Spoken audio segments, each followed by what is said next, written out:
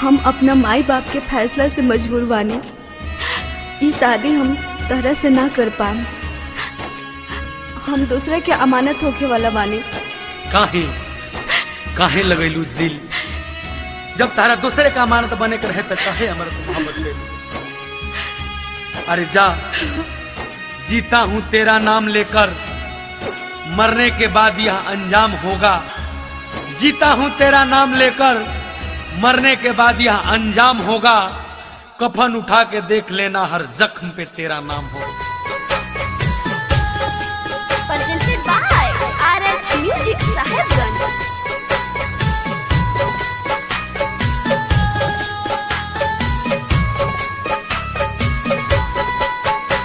सनम भूला न जइहा ससुराल में तू जाके, सनम भूला न जइहा ससुराल में तू जाके।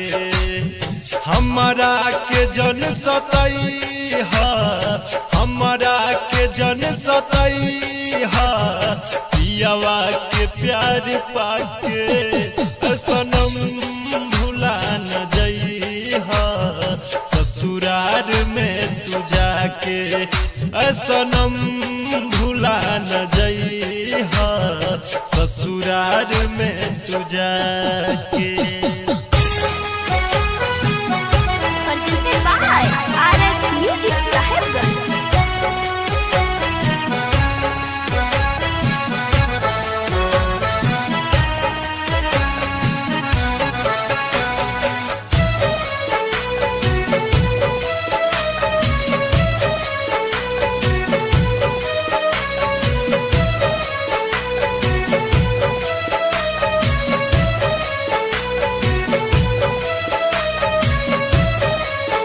जब गाँव तोहरा आइब तो न देखी के शरमइहा, कौनो लइका के भेजा के अपना दुआरा पर बोलइहा।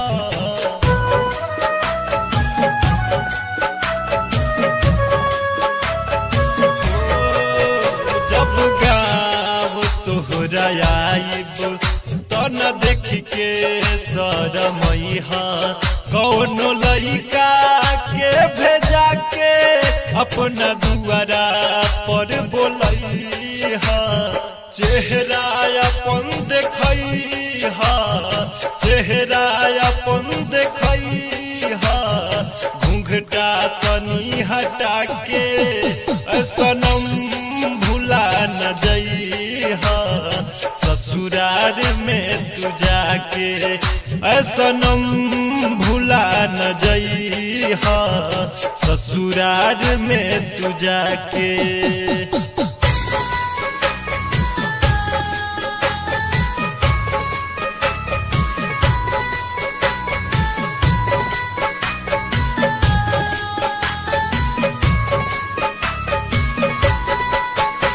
चले रही जे सपना भइल नहीं वो पूरा, अपना प्यार के कहानी रह गई आधा अधूरा।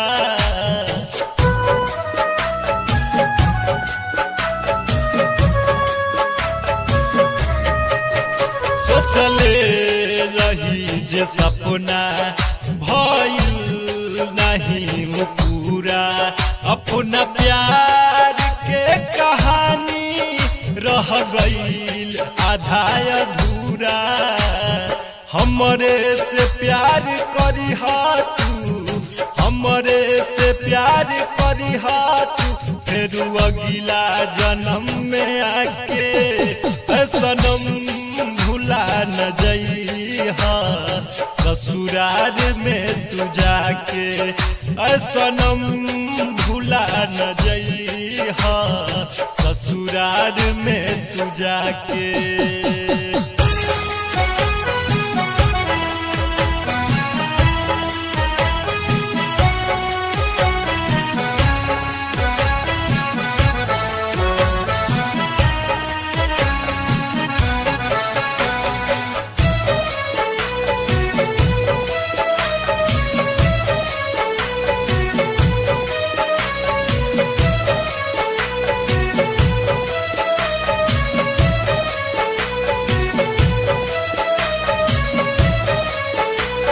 न कैलू बेवफाई हम भी नहीं हर जाई केकरा से कही सुधी ई बात के रुसवाई